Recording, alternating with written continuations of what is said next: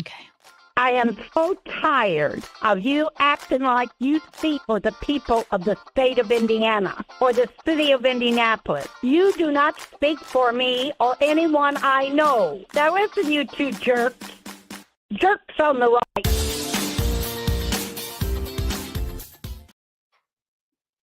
Hi. Hi. Oh, did I? Okay, no, I'm you guys. Hi. I'm so sleep deprived. I saw Theo Von last night in concert here in Belton, Texas. Did you call it in concert? Is that what you say? Is that what the kids say when you go see a comedian? Is that what you say? I saw him in concert last night. He was very, very good. He had 2 opening acts, and I'm tired. But it was really fun. Really, really fun. Let me tell you what's coming up on the show. Most patriotic ad ever.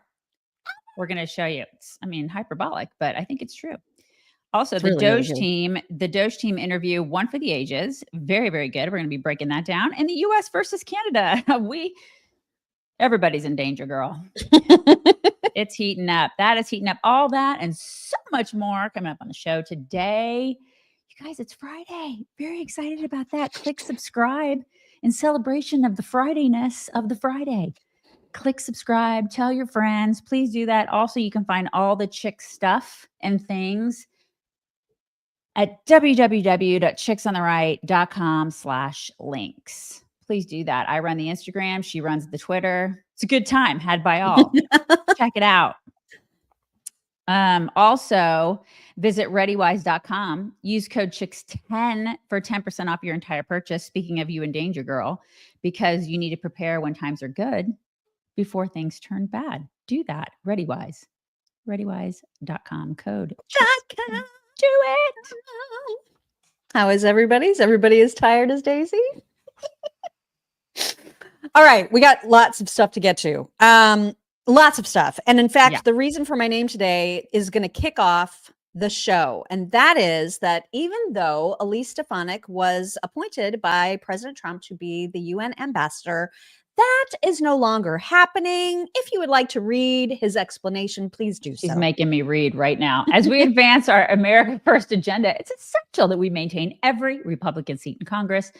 We must be unified to accomplish our mission, and Elise Stefanik has been a vital part of our efforts from the very beginning. I have asked Elise, one of my biggest allies, to remain in Congress to help me deliver historic tax cuts, great jobs, record economic growth, a secure border, energy dominance, peace through strength, and much more so we can make America great again. With a very tight majority, I don't want to take a chance on anyone else running for Elise's seat. The people love Elise, and with her, we have nothing to worry about come election day. I don't know about that.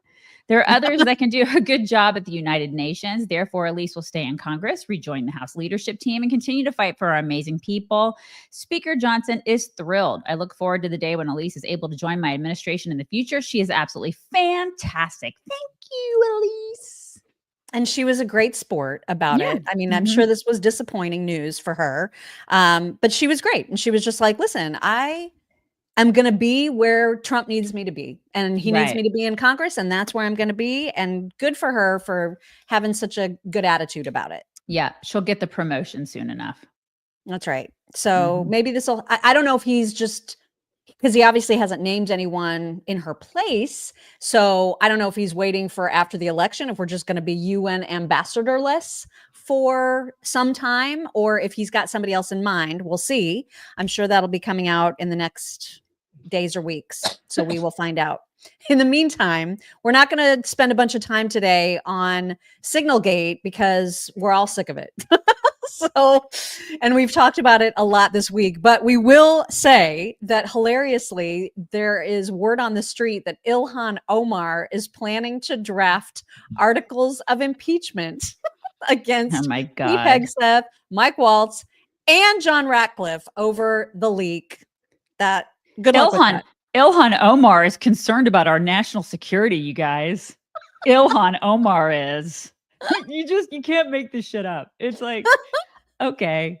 All right, I know, Ilhan. it's so absurd. Ilhan. So freaking absurd. So you do that, Ilhan. You see how far that goes. Yeah, I wonder if she talked to her brother about that. Her brother bend? Her brother bend. Okay. God. But speaking of Pete Hegseth, there was a photo going around yesterday of him that is very, very nice, showing his tattoo. And it is a new tattoo that is in Arabic. It reads kafir, which is a term meaning disbeliever or infidel, referring to someone who absolutely rejects the Islamic faith. And I think that is so freaking badass. It's pretty, yeah, he looks pretty hot there. Not gonna lie. That's what I'm saying. That is what I'm saying. Pretty hot. Can we just look at it for just another 30 seconds? Yeah, we're just gonna think about it for a little bit. The people who are listening, it's just, you're just on, you're listening and you can't see it. Just picture it in your brain. It's just hot Hegseth. Just picture it in your brain. Okay, and moving on. All right, we're going to move on to a Babylon Bee headline, which just shows the absolute state of where we are. So it says, Hegseth kicking himself for not just getting 13 soldiers killed and giving $80 billion in weapons to terrorists. So where we are. Yes. It's so perfect. I mean, right? That's exactly where we are. That is where we are. Liberals are ridiculous. I just love that so we got close all of a sudden. Hey, everybody. Look how tired I am. Hey. Would you like to talk about your liver? I would love to talk about my liver. So you guys, we have a new sponsor. I love the sponsor. Mainly because I am all about health and fitness and stuff like that. I know sometimes you can't tell by the way I look in the morning, but but it's true. Especially since Christine last week called me a fat grifter. I cannot even believe you remember her name. Oh, I remember. Like, who the hell is Christine? I never forget a name, especially when somebody calls me a fat grifter. I'm really concerned about my bloating. All right. This stuff helps with bloating. It boosts energy. It supports digestion. Did you know that your liver is the second largest organ in your body? It's responsible for over 500 functions like filtering toxins, producing cholesterol, storing nutrients. It supports digestion and metabolism. It's really good for metabolism. Okay. This is the product. It's called Dose. It's really great. It's like, and there's a little shot glass that comes with it. You do like a couple shots. You could do like 1 or 2 shots of it a day. It equals 17 shots of turmeric juice. There's a bunch of other stuff in there too. It's gluten-free, dairy-free, sugar-free, vegan. It's such great. It's so good for your liver. It's good for just like cleaning, for like refreshing, for rejuvenating your body. It's really great. You get more energy, better digestion. It reduces bloating, Christine.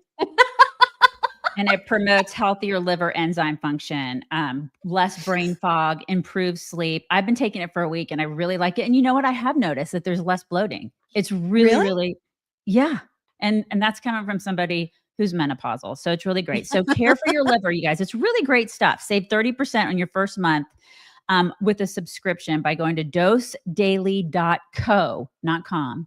dosedaily.co/chicks or entering C at checkout. That's DOSEDAILY.co/chicks and you can get 30% off. Try it. You're going to like it. It tastes really good. I love it. And that's a lot of turmeric, man. Turmeric is so good for you. It is. But there's more stuff in there. I'm telling you, there's a lot more stuff in there. There's like dandelion, milk thistle is also really good for your liver. That's in there too. It's really good stuff. I love it. It is good stuff. We have excellent news about the Las Vegas Tesla firebomber guy. So he's been caught, which is great. And it's this guy. His name is Paul Kim. And I know that, what the heck is going on with my mousy mouse? Got a case of the Fridays. Oh my gosh. Everything is so weird with StreamYard today. I apologize, you guys. But anyway, this is gonna come as no surprise, but Paul Kim has ties to multiple communist organizations and the pro-Palestine movement. So right. I know that's very, very sinister, this guy, doesn't he? Well, he's facing some serious charges: 3 counts of arson in the 3rd degree, 3 counts of unlawful possession of explosive, 4 counts of destroying property, 5 counts of discharging a firearm into a structure. He is hopefully going to be going away for a long time. Okay. All right. That's good stuff right there. Probably good. Yeah. God, these real good. Are lunatics. Indeed. Now, DOGE is obviously making a lot of headway in their attempts to reduce the deficit. And of course, with the cabinet picks that Trump has made, Elon and the DOGE team are getting lots and lots of support. And each of those cabinet picks are working on their own to figure out where there's fraud and waste in their own agencies. RFK has discovered a whole bunch of it in HHS, and he has just announced that he is cutting 20,000 employees from the agency. He's also introducing a new part of the agency called AHA. I love it. I love which that. stands for the Administration for Healthy America. And he's just consolidating a bunch of divisions in HHS from 28 into 15. He's just 20,000. That means that there are 20,000 employees that are basically doing nothing. Yeah, they're overlapping in places that just don't need it. This is so great. The waste. Mhm. Imagine the money that we're spending on these people, not to mention benefits, retirement, all that stuff. It's insanity. Yeah, no more. I Yeah. love it. Love it, love it, love it. And this is also, this is obviously great news, but I feel like every single day, it's a good day to remind people how important it is to vote in the midterms or in any special elections. And Scott Presler, who's the king of this, registering voters, he is the king of that. And he was very, very blunt about this on Twitter yesterday. He said, I'm going to be honest with you, even if you don't want to hear it. Republicans have been losing special elections all over the country, even in red districts in Iowa and Pennsylvania. Democrats are fired up. They are. And unless we begin focusing on ground game, we will lose in 2025 and 2026. And he's absolutely right. We are just not good at the midterms. We're not good. Nope. Or special elections. We just disengage. We totally do. We turn everything. We're just like, it's fine. Other people will go. We cannot do that this time. We cannot. It is so supremely important that we stay engaged. Tell everybody, it's just as important as the last election, as the presidential election. These are almost even more important. Yeah, they are. They are more important than the presidential election. People just don't get out and vote. We have to. You guys, I cannot tell you how important it is. And it's up to each and every one of you, wherever you are, to figure out what's going on in your local and state elections and make sure that you're participating and grab whatever elections there are. And grab 10 or 15 people to go with you. Yeah. So important. That's the thing. The anger and the rage, as unfounded as it is on the left, is a huge motivator for those people. It is. And, totally. And we just don't have that same motivation because we're like, this is awesome. Things are awesome, you know? Yeah. So we're just not as motivated, and we got to get there. Got to get there. We've talked a lot this week about how much of a disgusting, despicable hag Jasmine Crockett is. Most recently, because, of course, she decided to mock Greg Abbott and his disabilities. He, of course, took this all in stride and retweeted a post yesterday, which was so perfect. A picture of him in this like superhero uniform.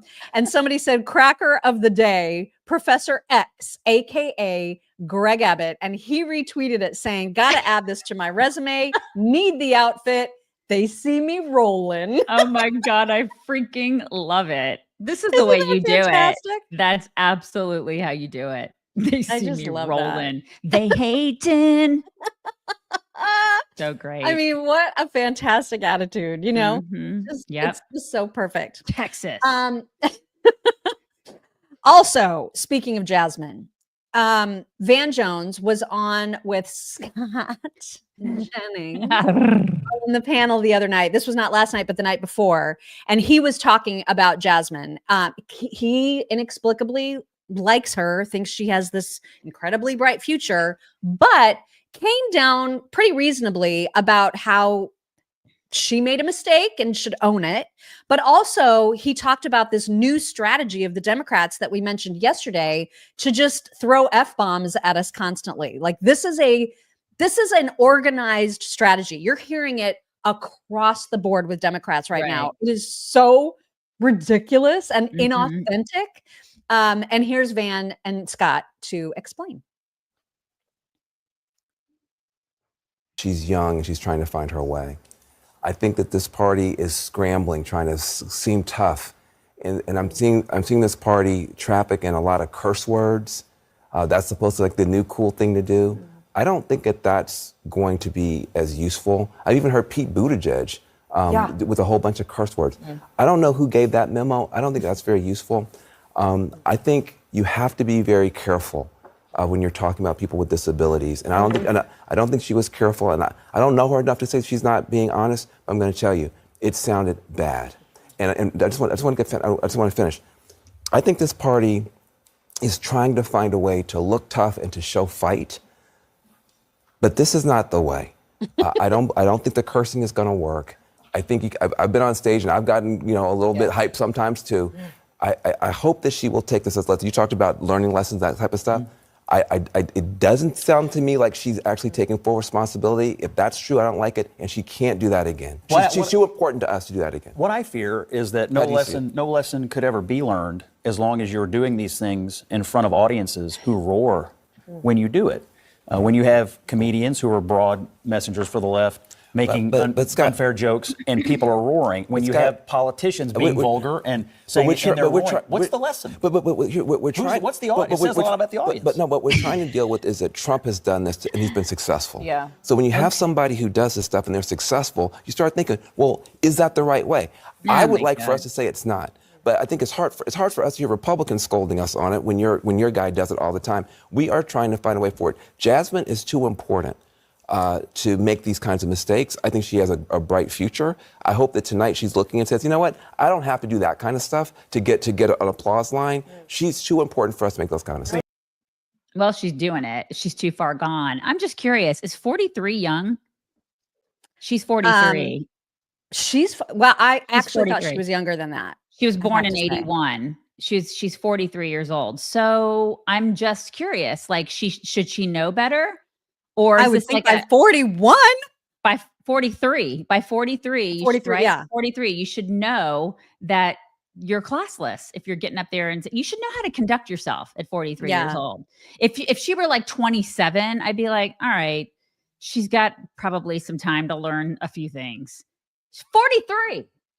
She is definitely old enough to know better. Yeah. And so is the rest of the party that sounds so ridiculous. They're going on all the talk shows. They're putting out the selfie videos saying F this, F that, F that guy. I mean, it's just so obvious that it's the new Democrat thing. And they've all been giving them marching orders, which makes it inauthentic and ridiculous. And they just look stupid doing it. Yeah. And Van, if anybody should know who's giving the orders, like if somebody needs to ask Van, you ask your people, like, who is it? I want to know who it is. Is it Obama? Who is the one that's given these crap orders? Because it is completely obvious to anybody with one brain cell that it's an order. It is a marching order, like you said, like we always say, because you could tell it's a constitutional crisis. He's an oligarch. It's a threat to democracy. I mean, there's always something that all these people are saying, and like SC Cup is just sitting there shaking your head. You were part of it, SC Cup. It's like. Who is it that's giving you? I want to know who it is that's given the orders. I would love to know.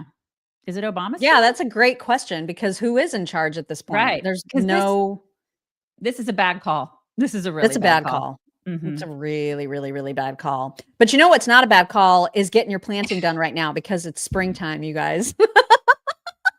It is spring. Spring has sprung.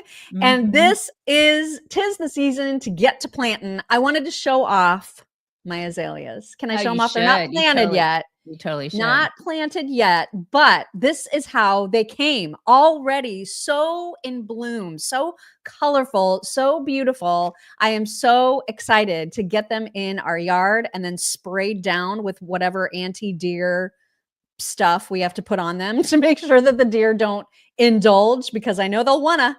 They look so, so good. And this is what you can always expect whenever you are dealing with, I don't know why we're not big and naturally anymore. This is what you can expect no matter what you order from fastgrowingtrees.com/chicks.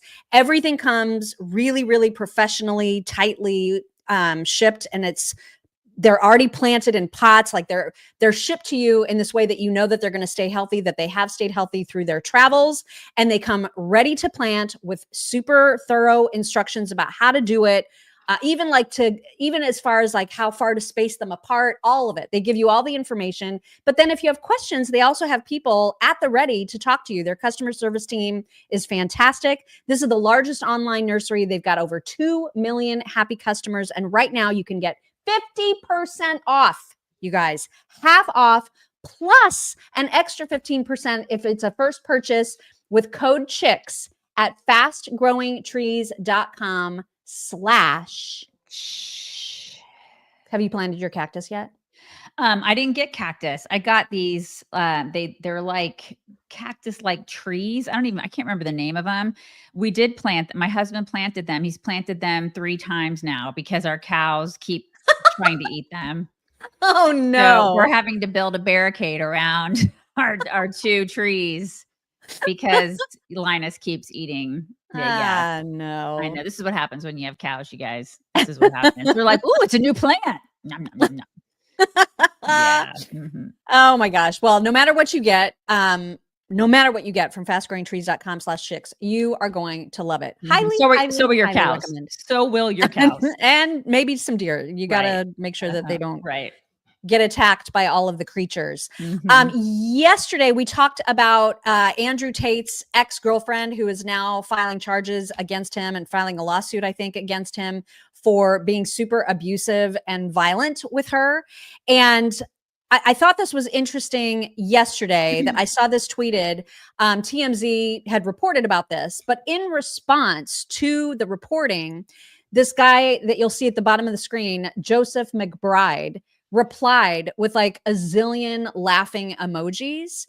That is Andrew Tate's lawyer. Wow. And it turns out that he also represented Keith Raniere of that NXIVM cult. Do you remember that story? Yes, I do. And look where look what that turned out. You know, Keith Raniere is like rotting away in prison right now. Yeah, and I hope the exact same thing happens to Andrew Tate. Yeah, I was going to say, remind people how that turned out. Yeah. Mm-hmm. And he's laughing. God, what a douchebag, man. Right? I mean, they're just, yeah. Okay. Mm-hmm. Yeah. So that's a little bit of an update there on the whole Tate thing. I don't think Andrew Tate himself has responded to these allegations at all. Well, I mean, as far as I know. Leaving it up to his lawyer. I mean, it's just, I guess so. To laugh at a woman that has bruises on her face. That's nice. I wonder if that guy has a wife or a daughter. That's a good question. I do not know the answer to that. Gross. Also, Kristi Noem currently facing a lot of backlash for a message that she posted, a video that she posted. She traveled to El Salvador to see in person the prison system that President Bukele has put together there. And it is not pleasant. Like when you go to prison in El Salvador, it's not a fun time, you guys. Not a fun time at all. Excuse me, but she's getting some flack for making this video in front of the prisoners. If you haven't seen it, I'll show it here and then we can discuss. Here at CICA today and visiting this facility. And first of all, I want to thank El Salvador and their president for their partnership with the United States of America to bring our terrorists here and to incarcerate them and have consequences for the violence that they have perpetuated in our communities. I also want everybody to know, if you come to our country illegally, this is one of the consequences you could face. First of all, do not come to our country illegally. You will be removed and you will be prosecuted. But know that this facility is one of the tools in our toolkit that we will use if you commit crimes against the American people. And people are also giving her flack, not just for the video, but for the fact that she apparently was wearing a $60,000 Rolex, which I'm sorry, if however she made her money, like whatever she does to get a Rolex, I don't have a problem with that. I will say I didn't love the optics of her at the prison, but I can't really put my finger on why. What do you make of that? I mean, I didn't have a problem with it. I don't have a problem with that. I probably have more of a problem with if she's doing like what was it? The tooth thing that she was doing. What was it? Do you remember she did the ad? Yeah. Like when she did the ad for right. When she did the ads while she was governor, I have more of a problem with that. Maybe that's how she got the Rolex. Maybe. That's a little problematic. But other than that, I don't have a problem with her Our being audience there. is very split. Like I saw a lot of people going, I didn't like this at all. A lot of people thought it was great. So yeah, if it were a dude, would it have been different? There's such what a I love about it is that when you think about how much of a contrast she is with Mayorkas, who was saying, listen, if you guys could just not come right now, we'll deal with you a little bit in the future, but just, don't come right now. And our border is super secure.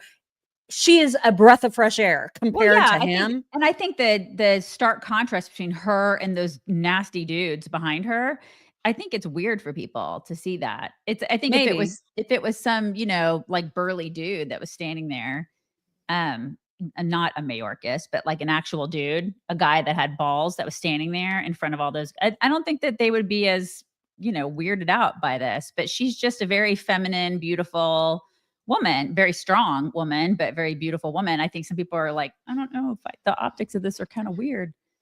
I'm not bothered by it. I'm just not. I think it's cool. I think it's cool that she's there was something about it that I was just like, that's a little jarring. I just you know what I mean? I like the transparency of this entire administration. I just find it refreshing. I think it's great. Yeah, B. Barrow said, well, promises made, promises kept. I think it's great. Show us what you're doing. And she's doing that. So it's fine. Yeah. The watch thing, I was just like, who gives a shit? Like, why are people even noticing that she's wearing a watch and what kind of watch it is? Like, I could not care less about that part. So that was just like, it was just like one more thing that people wanted to pick on, with her, which whatever. I mean, I don't get that at all.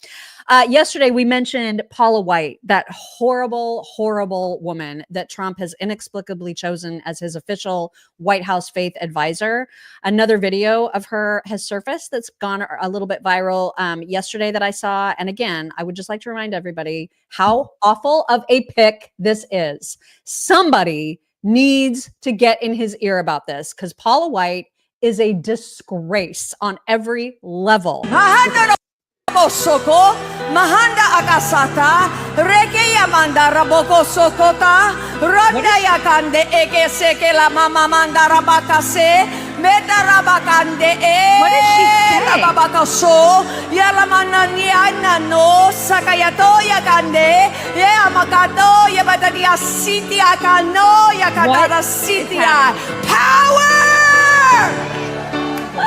In the name of Jesus. What is even happening right now? What was that? Was that tongue? She was supposedly speaking in tongues. Is that what she was doing? I think that's what she would like you to believe, but that is not what that actually looks like. And fake tongues. Yeah, you guys, come on. She is such a phony grifter, you guys. And then all of a sudden she goes, "Give me $1,000.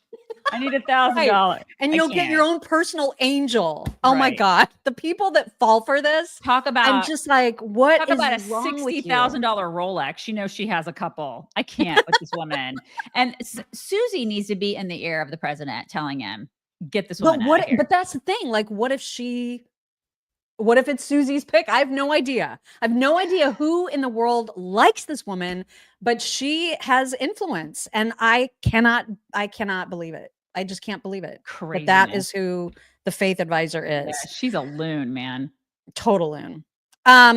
We have to gossip a little bit because I thought we haven't gossiped, I don't think, all week. I think we haven't really. Okay. I feel like we haven't. And I feel like our audience your Huckleberry. Not appreciate a good gossip session. But yesterday I was on the Daily Mail and there was an article that said, hey, look at Eva Longoria. And I was like, oh, Eva Longoria. I remember her from Desperate Housewives, like back in the day, right? This is Eva Longoria. Right. The pictures that they showed, and I think it's because she got a star on Hollywood Boulevard. The pictures that they showed of Eva Longoria, I was like, that's not her. I don't know who is trying to position her as being Eva Longoria, but that is not her. They're saying that this now is Eva Longoria. I'm sorry. That is not the same person. It's not. It's not the same person. She has had a lot of stuff shoved in her face and her Oh body. my God. That's not the same human. That is filler and Ozempic. It's not the same human. It's not the same human. I just really, really wish that we would see more actresses and celebrities and people in, on that level, in that sphere, just aging gracefully. I just wish we'd see more women doing that. I hate it. I hate it from my daughters. I hate it for them that they don't see more women just aging, I know. I wish people would talk to us more about that, because you and I are doing that. We don't put the shit in our faces. We don't. Maybe that's why we're not successful as we should be. It's because people don't call us to do things, because the women that get called put the crap in their faces. I'm just putting it out there, you guys. There's some gossip for you. That's who gets called to do the things and to be in the places that are more high profile. And that makes me sad, because it's not real life. I don't like it. I like to see, there are a couple women out there like I think you and I talked about it the other day, Naomi Watts. I think she's one of them. Yep. Somebody just mentioned Andy McDowell, who's another. Right. I just want to see more of that, because it's not normal to shove all this no, it's not. Now for the people that were like, because I know when I was saying that's not even Eva Longoria, that's a whole other human. It actually is her. It's so her. I'm saying that, because I just can't believe it. But they showed her, this same woman in this same dress, leaning on her new star on the Hollywood Walk of Fame. It is definitely Eva Longoria. It's just that she's unrecognizable. Like, she has done so much to herself that it's literally like, remember when Jennifer Grey got the new nose? Right. And everyone was like, you look nothing like you did in Dirty Dancing. You're like a whole different person. Yeah. That's what's happened here. And she's not the only one. Tara Reid, you guys. Remember Tara Reid in American Pie? I do. Are you ready for what she looks like now? Are you ready for this jelly? Just do it. Just put it out there. Now, wait. Oh, wait. What? Sorry. There. That's her.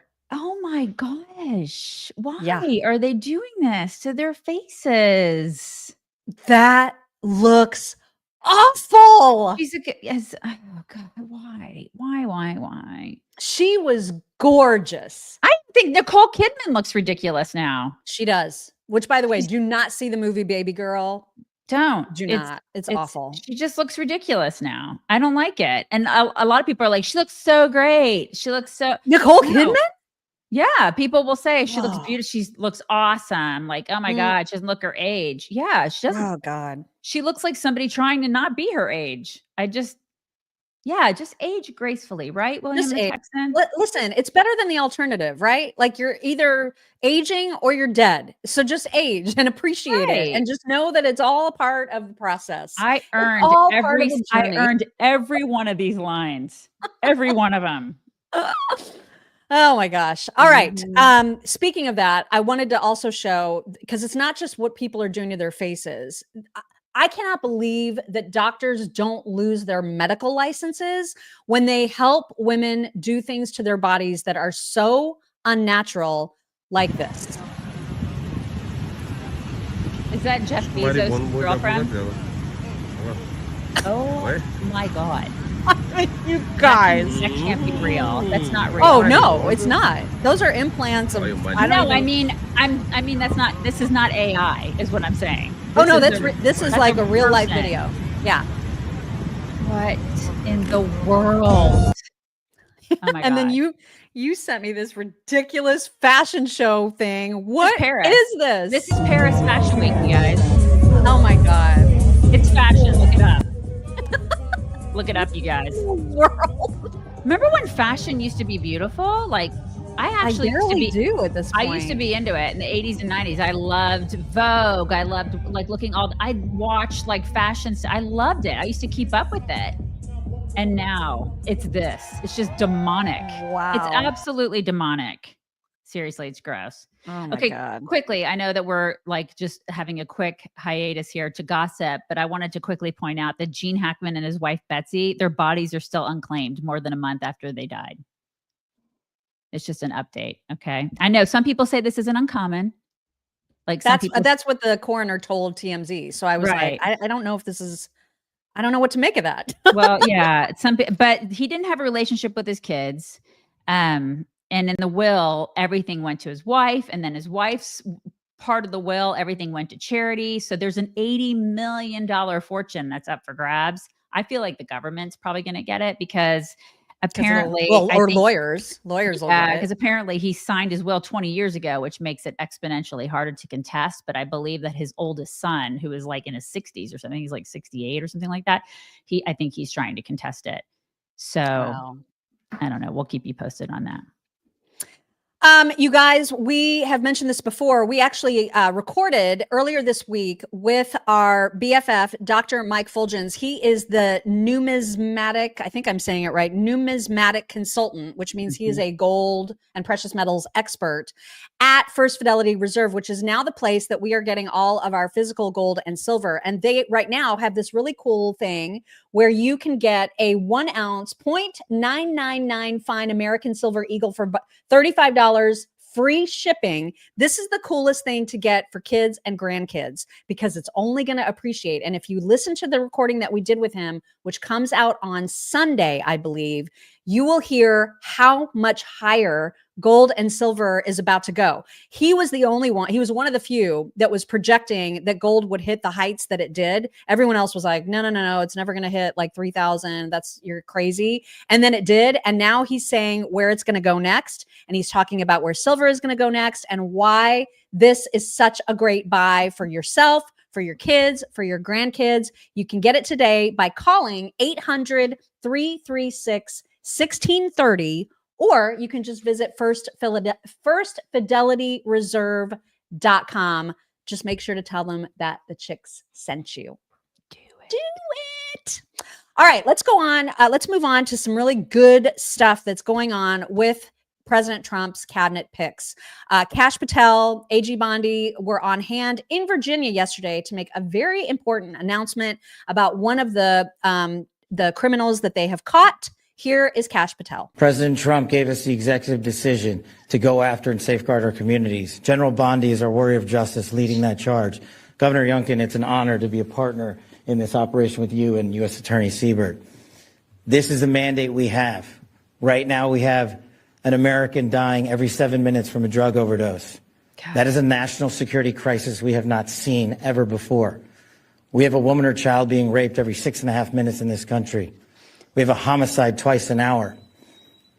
No part of that metric is a safe and secure America. But thanks to the brave leadership of this administration and the folks that you see here, we are returning our communities to safety. As you heard, we took down this morning a top leader of MS-13. That is not done easily. That is done with brilliant law enforcement. But I love him. I know, I do too. I really, really do. Yeah. And again, transparency. Mm-hmm. They're out there. They're telling the American people what they're doing. You cannot tell me this is an oligarchy. You can't. No, of course not. Of course not.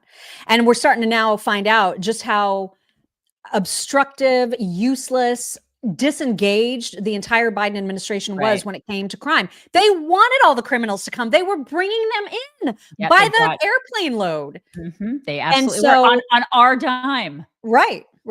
And Glenn Youngkin, who obviously wanted to get criminals off the streets in his home state, he was at the same presser yesterday with Kash Patel.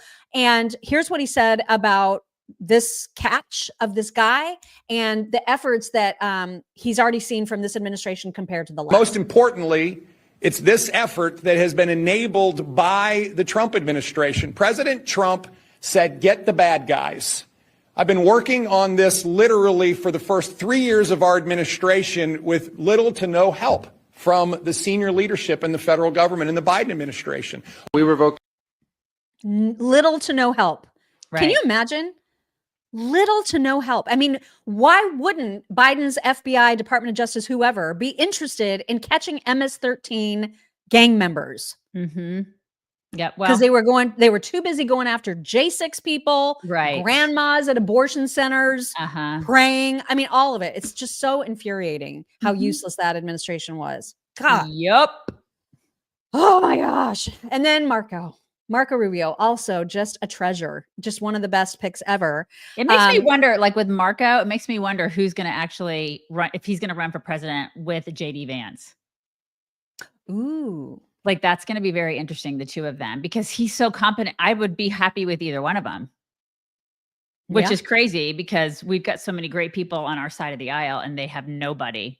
You know, they've got AOC and I don't know who else. Pete Buttigieg. I don't know who's going to run on their side, but our side, as we've got so many competent people, I'd be happy. But this is the thing: will he do that? Because I feel like they've got JD Vance there to run, but I don't know. Marco, man, he's. I mean, and then also like what about Governor? What about Glenn Youngkin? Like there are so many choices. So many.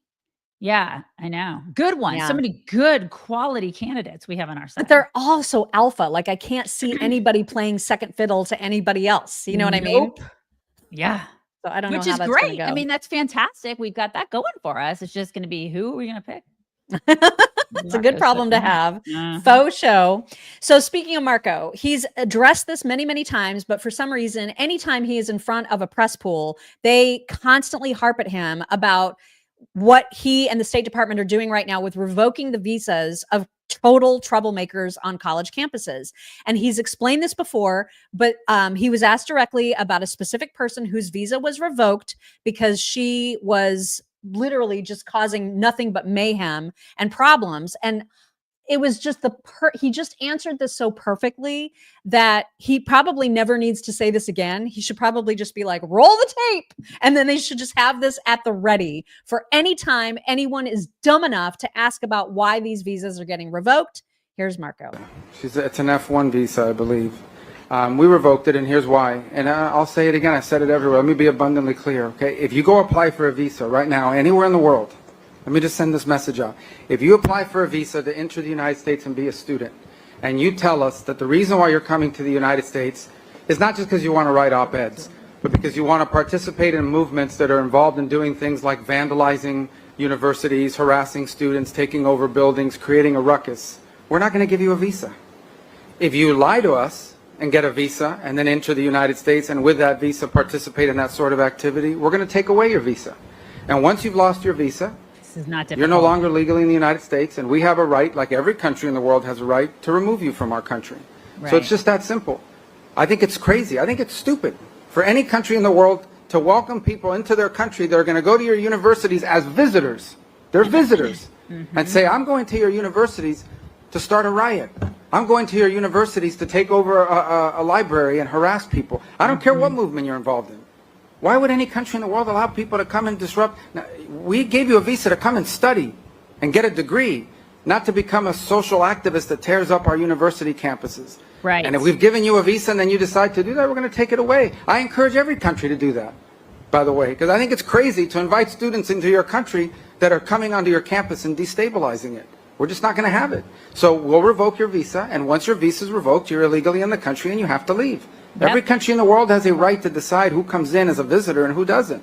If you invite me into your home because you say, I want to come to your house for dinner, and I go to your house and I start putting mud on your couch and spray painting your kitchen, I bet you're going to kick me out. Yeah. But we're going to do the same thing if you come into the United States as a visitor and create a ruckus for us. We don't want it. We don't want it in our country. Go back and do it in your country. But you're not going to do it in our country. Why is this hard? I don't know. Why is this hard for people? We should start. I mean, let's do that. We'll go into a liberal can invite me into their house. I'll go in there and start messing crap up. And let's see how long I last in their house. This is the thing. But you know what? I can't believe this is controversial at all. I feel that way about illegals, though, too. I feel that way about anybody that comes in here and they F my country up. You know what I mean? You're a guest. Why is this hard? If you're a guest, you're a guest in this country, stop effing things up. Like, be grateful and gracious and know your place as a guest. I mean, that's how I was taught to be as a guest in somebody's home or somebody's space. It's not my space. It's unbelievable. This is not difficult.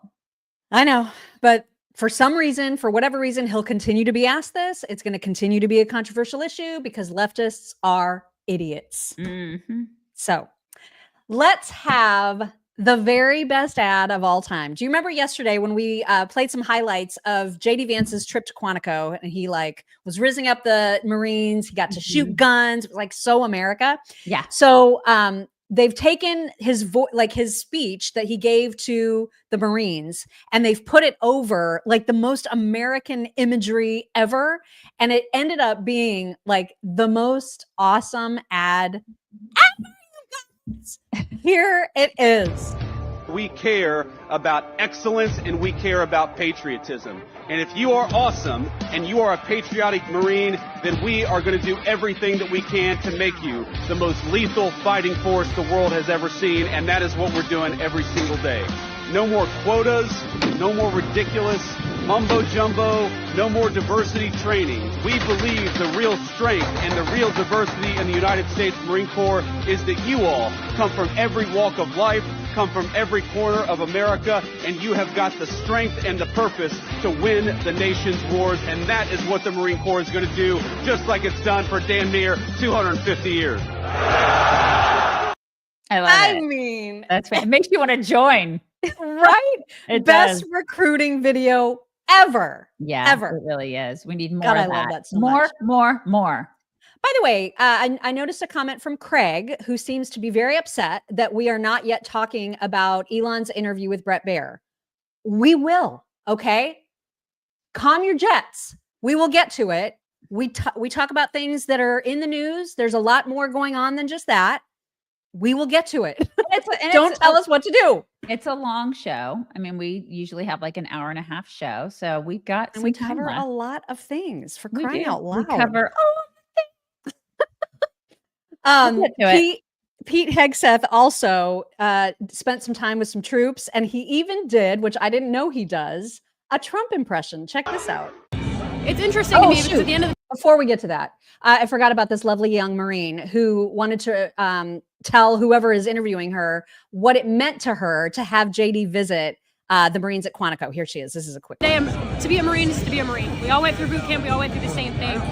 So to know that we have a leader in the White House who's been in our shoes and have experienced the same things that we have experienced is super motivating. I know at the end of the day, he was willing to get down and dirty for our country and the same thing that we are. So the end of the day, the fact he's come in, taking his time to talk to us, it's amazing. And have a leader who's willing to do that, it's really cool to see. Man of the people. Great. It is great. Man of the people. Like she relates to him. I relate to him. So many people here relate to him. He's a man of the people. Guys, he's going to make a really great president one day. For sure. For sure. So back to Pete. I did not know that he had it in him to do a Trump impression, but he does. Here is. He asked me to do this job. He's told me two things up front, amongst many. He said, first, he said, Pete, you're going to have to be tough as shit. He said, you're going to have to be tough. And that has proven to be true. But number two, he said, I want you to restore the warrior ethos to our military. Get it back to basics. Warfighting, lethality, accountability, readiness, standards. Across our four nations. I saw it. And they sure are fighting him on that, aren't they? Again, why? Like, why? Yeah. Well, I mean, liberals are going to liberal, right? Commies are going to commie. They just will do everything they can to fight. They want him out of there. And like the Ilhans are like, let's impeach him. Oh, God. They want him out. They'd rather have DEI than this guy. Mm-hmm. I'll never understand it. It's their country too. I'll never understand that. I don't know why they're so masochistic towards their own country. It just, it is baffling. Lara Trump has her own show. You guys probably all know that is on Fox News on Saturdays. And this Saturday, tomorrow's guest is Susie Wiles. And we have a little excerpt where they're talking about Trump and the changes that they've seen in him, particularly after the assassination attempts. Here are Lara and Susie. The course of the campaign. And I think people noted the change. There was a slight change in the president and the way he operated and the way he kind of would take a second and think through things. People gave you a lot of credit for that, Susie. He's been through so much.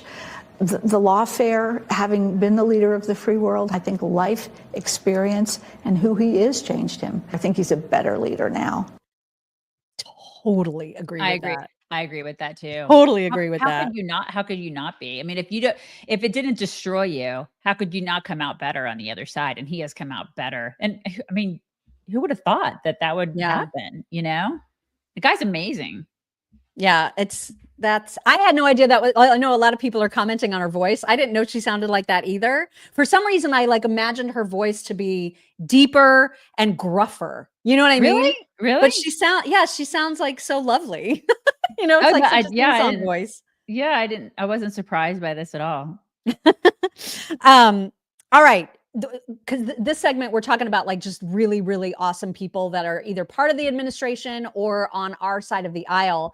And we can never get enough of Senator Kennedy. There was a hearing, I guess this was like a month or two ago, and I don't even know what the hearing was for, but he was questioning a liberal lawyer, and her face. Remember how much like you just wanted to punch Kamala in the face? Not that we condone violence on the show. We don't condone violence on the show. We don't do that. No. But during the debate, when she was doing this and she was going, like just making the face, just totally smug, right? Yes, and so that is the face that you're going to see on this liberal lawyer. But Kennedy just makes her look so awful, and I love it. You guys will love it. Check it out. Tweet, don't you?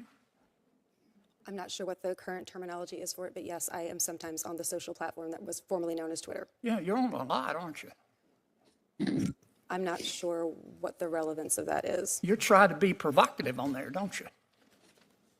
Again, I'm not sure what the relevance Well, of this question let me is. show you the relevance. Here's one of your tweets at 2:41 p.m. Quote, "The majority of Americans hate women more than they love anything, including democracy." Close quote. Did I read that correctly?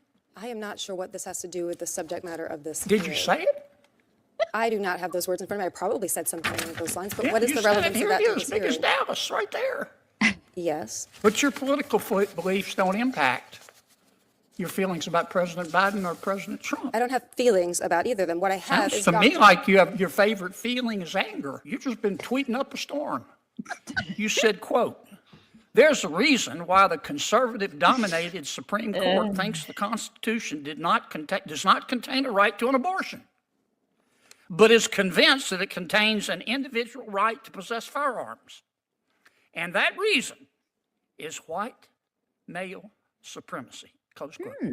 Interesting. Did I read that correctly? Is there a question in this? Did I read that correctly? That's Is there my a question that is relevant to this hearing? Did I read that correctly? Do you That's the really question. think that the United States Supreme Court, you're an officer of the court, is guided by white male supremacy? I believe that the First Amendment prohibits the president Did you and other say state that? officials for punishing people for Did their you honestly say that, Professor? I And you believe expect us, that the First as a Amendment, Democratic witness, to take you seriously? Are you kidding me? I believe that you should take You've the First heard of Amendment curb your seriously, sir. enthusiasm? Here's my saying, curb my nausea. I freaking love him. I love him so much. We'll never get enough. Never. Listen, Never, this never, is one never. of this is one of the reasons you teach your kids that the internet lives forever. Exactly. That chick right there. Yeah, like Catherine Maurer is having all the regret about her tweets. What does this have to do with anything? It does. Did you tweet it? That's the question. Did you say that? That's the question. So great. Mhm. And another great person from Texas, Wesley Hunt. That's a keeper. And I don't even know when this is from, but I found this the other day and I was like, God, I just love the cadence of the way he talks when he's doing a speech on the floor. It's great. And he's talking specifically about voter ID and how absurd it is that like any Democrat doesn't think people can get voter ID. This was fantastic also. I believe that you should The take time the First has expired. Amendment. Sitting with me today is my global entry card, my military ID card, my Texas driver's license, my Texas license to carry, because that's how we roll in Texas, my Right. congressional card, and of course, the good old-fashioned American passport. What sorcery is this? What am I, the Black Houdini? How was I able to pull off the impossible and attain not one, not two, not three, but 6 government-issue IDs? Personal responsibility in this country. I fought for this country as an Apache helicopter pilot to protect free and fair elections. And having a government-issued ID isn't racist, it's American. You need to have an ID to drive a car, to check into the airport, open a bank account. You need an ID for basically everything, except for voting, apparently, according to the left. I love him so much. It's Love sorcery. Absolute sorcery. I love him. It is crazy wizardry sorcery. Love it, love it, love it. All right, Craig, it's time to talk about Elon and DOGE. Here we go, Craig. Buckle up. If you missed this interview, I think it's like 35 minutes. And it wasn't just Elon being interviewed by Bret Baier, but it was a lot of the DOGE team. And it wasn't like these youngsters that you've heard so much about. The Democrats have complained about teenagers getting all the access to our data. These are CEOs. These are highly, highly entrepreneurial professional engineers. They come from all kinds of different business backgrounds, and they're literally doing what they're doing with Elon's DOGE team out of a sense of patriotism. And I made this point after I watched the interview that if you watch it in full and are still mad about what they're doing, you're a complete idiot, or you're on the receiving end of some of the fraud. You're getting money that you shouldn't be getting. Well, without question. Yeah. There's just no explanation, or you're buying into the fear mongering of the left, which is Totally. just total lies. Like Elon stealing your money, blah. Yeah. Right. Like, okay, whatever. I've got some like tidal wave insurance to sell you in Indiana if you believe that. Hello. But I wouldn't have been mad if it were the young people. I wouldn't have been mad. It's interesting that they're, obviously they're going to trot out all the businessmen and people like that but I mean, if it were the young kids, some of them are absolutely phenomenal. Right. If they're smart and they know what they're working for the American people to expose fraud and waste, why do you be mad about that? Who cares who's doing it as long as they're doing it?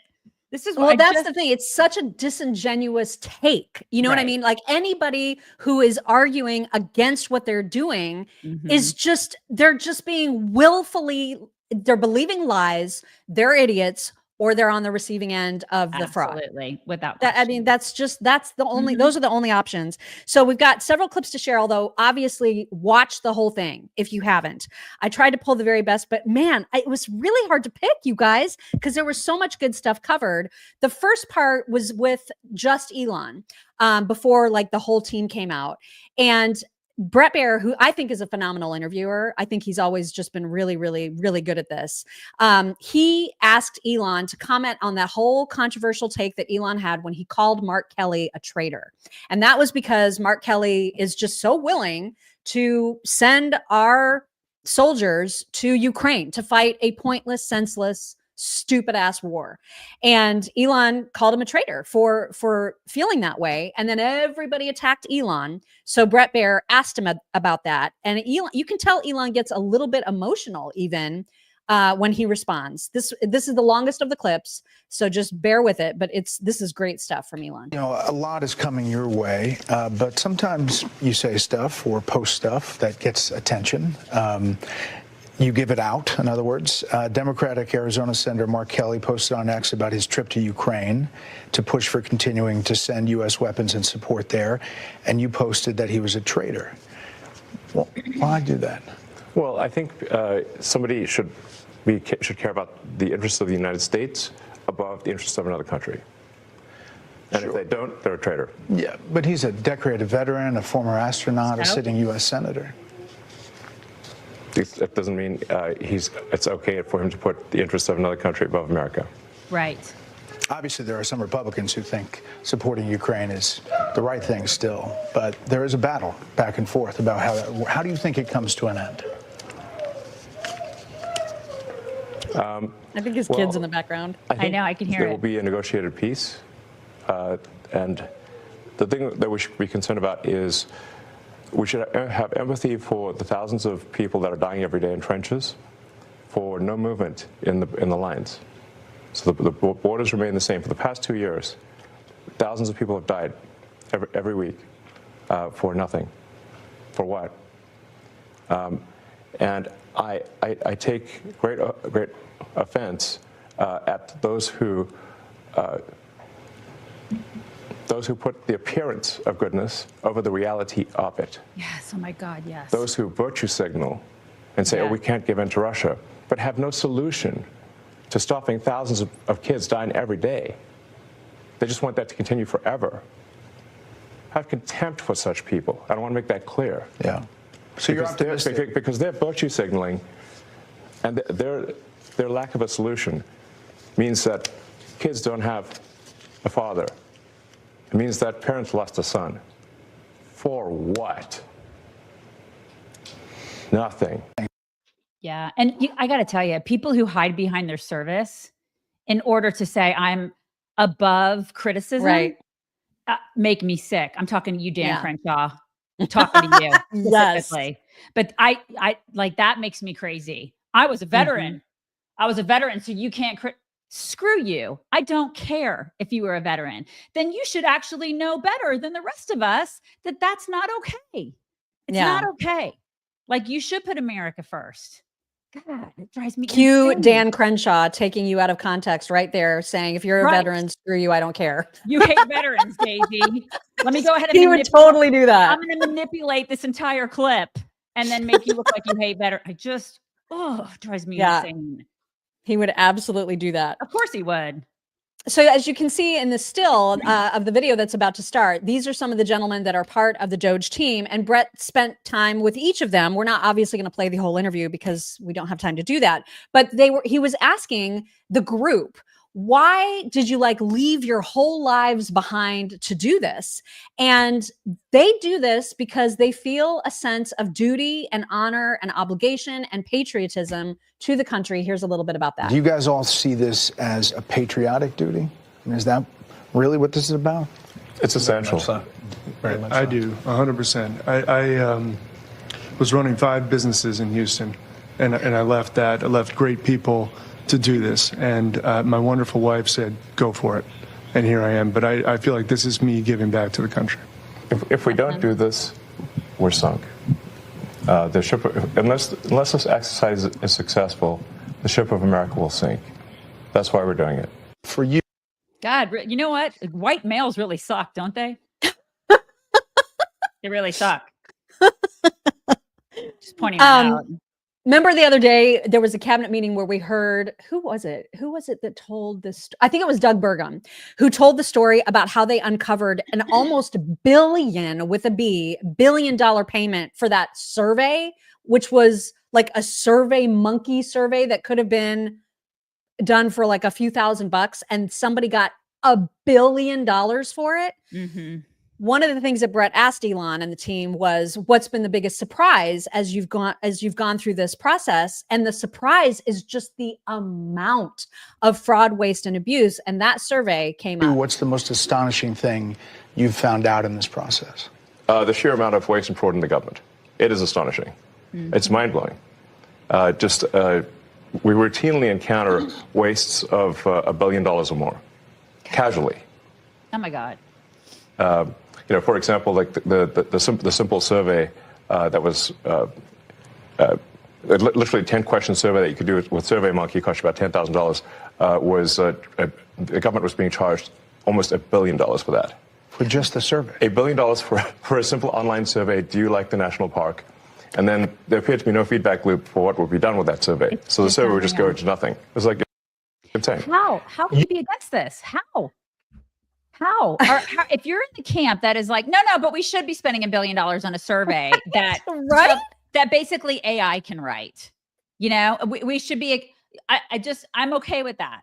You are not the same as me, and you're not okay. You're not okay in the head. Like, you've got to get that checked. Something's seriously wrong with your mental capacity. You got to see somebody about that. That's why the saying liberalism is a mental disorder is so true. It is true. Yeah. Like, you're running on hate, man, because that's all you got left. Because you can't rationalize this anymore. You can't. Yeah. Elon describes what DOGE is doing as a revolution, and I tend to agree with him. Here's more on that. Well, this is a revolution, and I think it might be the biggest revolution in government since the original revolution. Right. But at the end of the day, America is going to be in much better shape. America will be solvent. The critical programs that people depend upon will work, and it's going to be a fantastic future. But are we going to get a lot of complaints along the way? Absolutely. One of the things I learned at PayPal was who complains the loudest and with the fraudsters. It's a tell. There's some of these NGOs that are crazy, like the $2 billion to Stacey Abrams' NGO that basically didn't exist, and suddenly gets $2 billion awarded from the federal government. She has why? And there are many such cases like that. And why doesn't somebody like that go to jail? I would love to know the answer to that also. I would really like to know why she is not held accountable, because if it is in fact fraud, which it is, clearly, why is she not rotting in jail somewhere? Because I got to tell you, if I don't pay my taxes on April 15th, I saw somebody wrote in here that I am completely fixated on money, that I have like some sort of an unhealthy obsession with money. Yeah, I have an unhealthy obsession with money. These people are stealing from me. If you don't have an obsession with that, I'm sorry. Oh my God, then you pay it all. Yeah, you by all means, you write the check. What in the world? We were not meant to spend the percentage that we are spending on taxes. If you're okay with that, with rolling over and doing it, by all means, you pay my fair share. There you go. Yep. Because it's theft. Taxation is theft. They are stealing from us. And if people can't see that by now, I can't help you. They're stealing from us. They're stealing from our kids. They're stealing from our grandkids. They're stealing from hardworking Americans. It is theft, you guys. Nobody should be okay with this. Nobody. One of the takeaways too from this is not just that these are, accomplished, super qualified people to be participating in this revolution, but they're also just good men. And that was super nice to see. There's one of them who is there. Bret Baier even calls him the COO, essentially, of DOGE. And he doesn't, you can tell he doesn't even want to accept that as a title. Right. But he talks about, why he is part of this revolution. And now essentially you're the chief operating officer of DOGE, day-to-day operations. Fair to say? Yeah, part of the DOGE team. So how did you end up here? What's the biggest challenge you see? The reason I'm here, which is probably for many, is that I think the goal is incredibly inspiring. I think most of the taxpayers in the country would agree that in order to have the country going bankrupt would be a very bad thing, and therefore the country going not bankrupt is a good thing. That all of us are willing to kind of put our lives on hold in order to do. I think the thing that's special right now is we actually believe there's a chance to succeed. That there's an administration that's supportive and a great cabinet and just a great group that will actually make success a possible outcome. And I think that's, given the inspiring mission and given the non-zero chance of success, it was worth doing. It's very inspiring. It's so inspiring to see this happening. I also think it's divine. I think we're in listen, I don't talk about God a lot on this podcast. I just don't.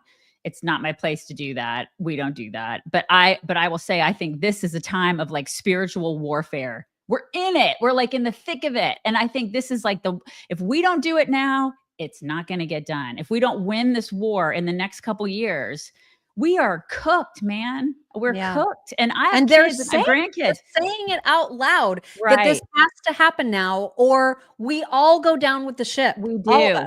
And we are the last place. This is it. We're the beacon on the hill. If we don't figure this out in the next couple of years, it's like a home. It's like a family falling apart. If we don't save the family in the next couple of years, we're cooked. And what are you going to do without your family? You know what I mean? There was specifics gotten into a little bit during this interview, and specifically about the Social Security Administration and some of the systems across a lot of different government agencies that simply do not talk to each other and that are so archaic that it's the reason some of this fraud and abuse takes place. And so you'll hear about that a little bit with like small business loans. You heard that back in that one cabinet meeting where they talked about a 9-month-old, for example, getting a small business loan. They get a little bit into why that happens and how easy actually it is to correct. I'd just like to sort of reemphasize that point. The success of DOGE is only possible with President Trump and with the outstanding cabinet that he selected. It would be impossible without the support of the president and the cabinet. Amen. Systems are not talking to each other. Yes. Right. And so you don't know at the Small Business Administration that you're giving a loan to a 9-month-old, which happened in one case, because you're not cross-referencing that with the Social Security Administration data that has birth dates. So that very, very simple fix eliminates tremendous fraud. And that there are multiple systems across the government where the systems are not speaking with one another. And if you just solve that simple problem, you would solve a huge amount of fraud. Are you surprised? So one of the ways that, like one of the key tricks that the fraudsters pull is that they will use the fact that someone is marked as live, and as sort of just that Social Security number is marked as live in Social Security, and then get disability and unemployment insurance for a dead person. Because the databases don't talk to each other, all they got was from Social Security is like, is this person alive? Yes, they're not alive. It's falsely marked. Person is falsely marked as alive in Social Security. But they didn't. But that fraudster can now get unemployment and disability from a dead person. Unreal. It's because they can, because it's so antiquated, right? All the systems are so antiquated. Every single fraudster needs to be held accountable and put in jail, or they need to pay back. They need to pay back the American taxpayer, which they won't, but they need to do it. These people are thieves. They are criminals. They're taking money from you and me. But at a minimum, like, so even if that doesn't happen, which I totally agree that it should, but at a minimum, if DOGE is allowed to just do what they're doing, that will stop. So imagine the savings of just stopping this going forward. Oh, it's going to be enormous. It is enormous. It's absolutely enormous. But I mean, this is one of the huge reasons that it's such colossal debt. Right. Is these people have come in and they feel entitled to our money. They feel entitled. They're like, I'm going to go ahead and just like take $1 billion for this survey because I can, you know? And then they have the audacity to get pissed off when these guys come in and say, we're going to go ahead and look and see where there's fraud. And they're saying that Elon is stealing from them. The narrative that's out there, it's unreal. I mean, you see it everywhere. You see it everywhere on social. He's somehow the bad guy here. It is so messed up. It really is. It's so messed up. And then this made me so mad this morning. I saw a clip, it's going viral this morning, of Jon Stewart from The Daily Show interviewing Ezra Klein. And Ezra Klein was giving Jon Stewart a rundown of like this 18-step program that Biden's administration implemented in order for people to apply for grants to do something. Okay. So he was reading through every step of this process. It was so insanely overregulated and bureaucratic and idiotic and repetitive that Jon Stewart was losing his mind. They were both losing their minds in real time about how stupid this kind of bureaucracy is, and then how much money is wasted in the process, and how much is given to these grant seekers. And as outraged as they were, and they went through this for like 5.5 minutes, which is why we didn't include it today, I kept thinking, you keep voting for this shit. And so you don't get to be outraged. You don't get to go on podcasts now and act like, oh, we're just now discovering this. We have been screaming about this for years, and you are screaming about it now, and you'll continue to vote for it. That's what's so messed up. I could not believe what I was hearing. I know. It's like when Jon Stewart did the whole, you can watch that clip of him talking about the Wuhan lab. It's brilliant. It's absolutely brilliant. He's like the only one on that side that's like, oh my God, are you out of your minds? Like, are you kidding me? Of course it came from a lab. I mean, it came from a bat. Are you out of your freaking mind? And it's brilliant. If you've never seen it, then I don't know where you've been, but it's just a wonderful watch, right? Stuff. But then you're like, but you're going to continue to vote for the people who lie to you. Like you have mental problems. You're in an abusive relationship and I can't help you. So as brilliant as you are, you're a dumbass. Right. And it makes me so angry that they're angry. Because I'm just like, you guys caused this.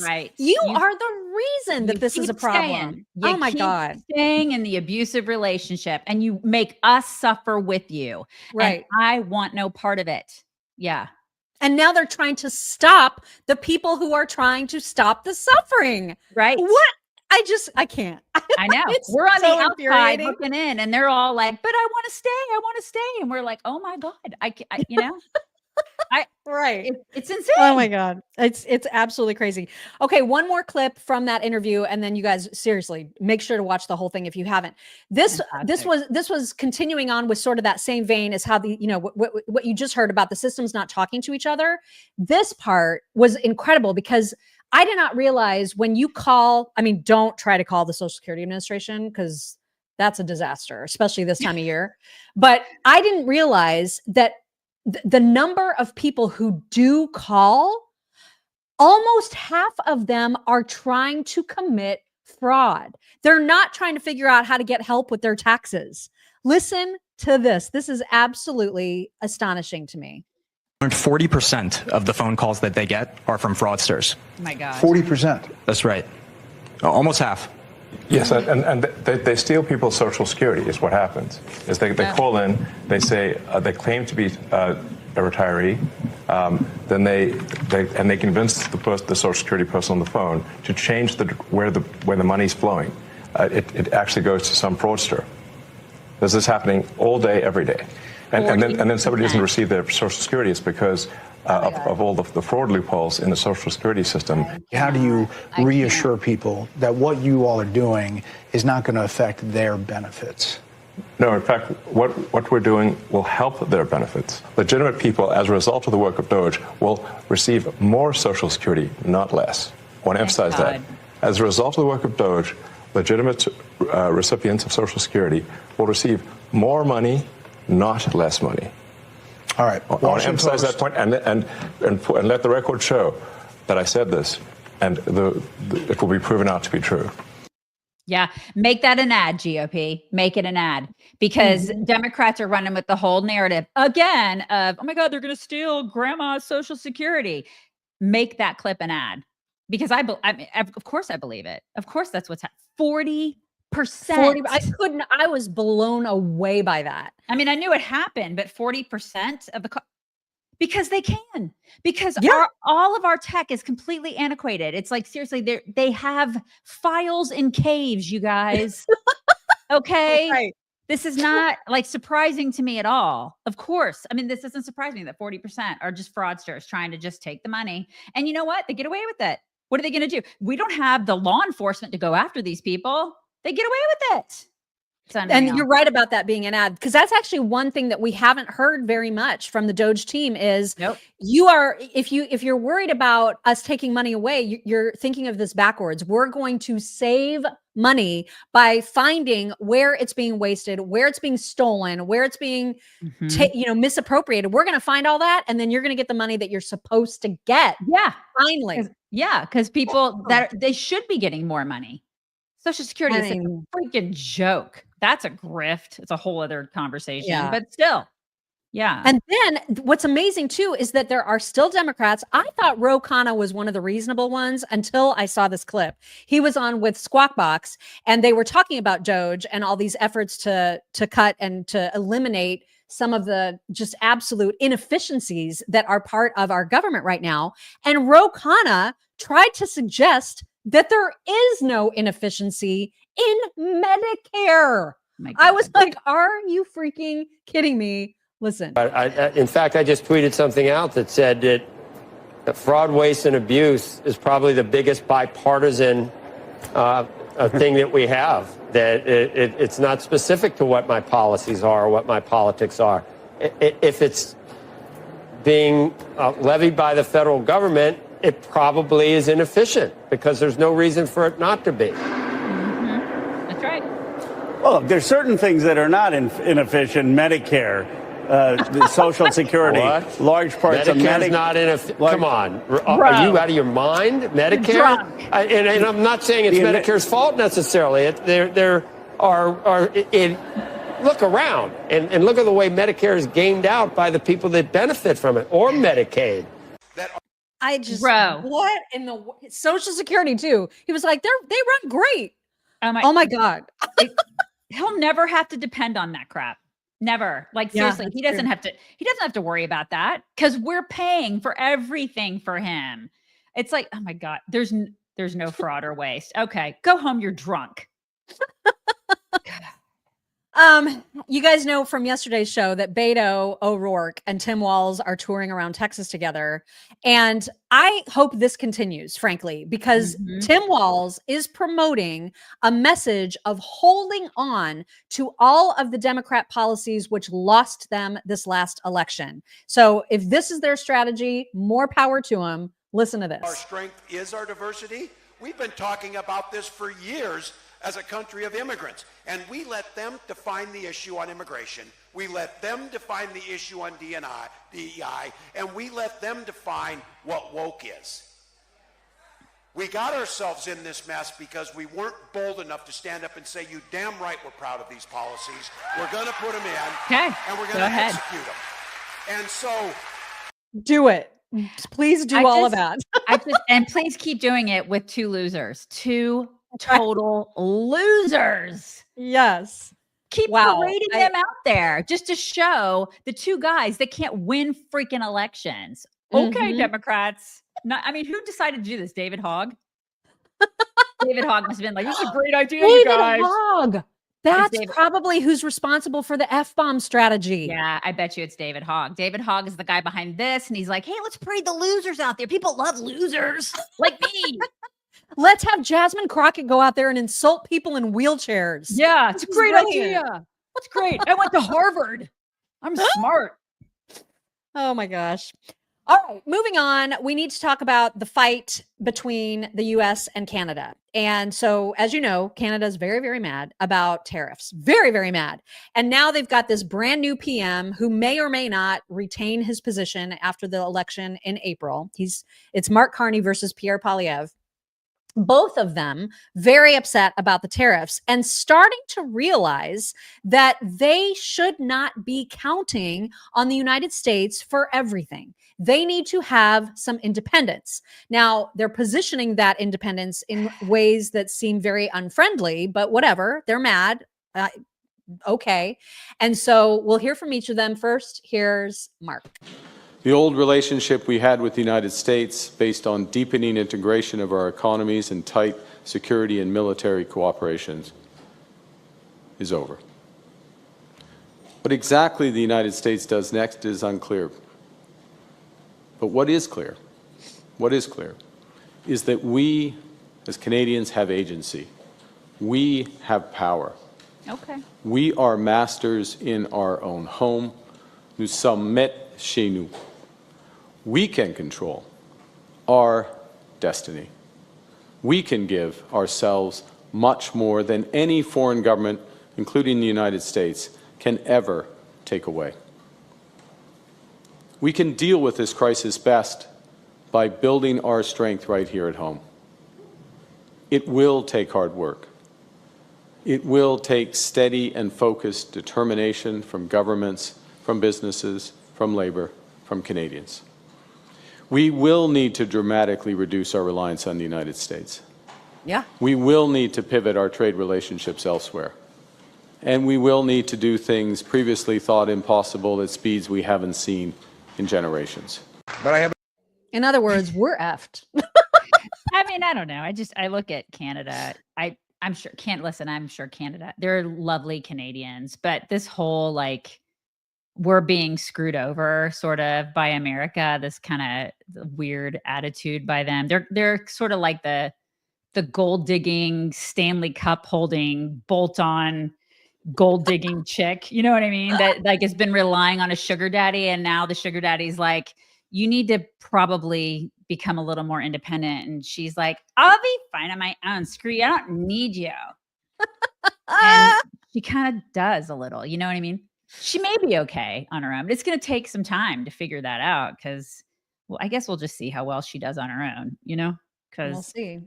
Yeah, there's a little bit of lack of gratitude there. We have been doing some stuff for them, and all Trump was doing is saying, okay, well, the tariff thing is a little it's not tit for tat. It's not equal, you know?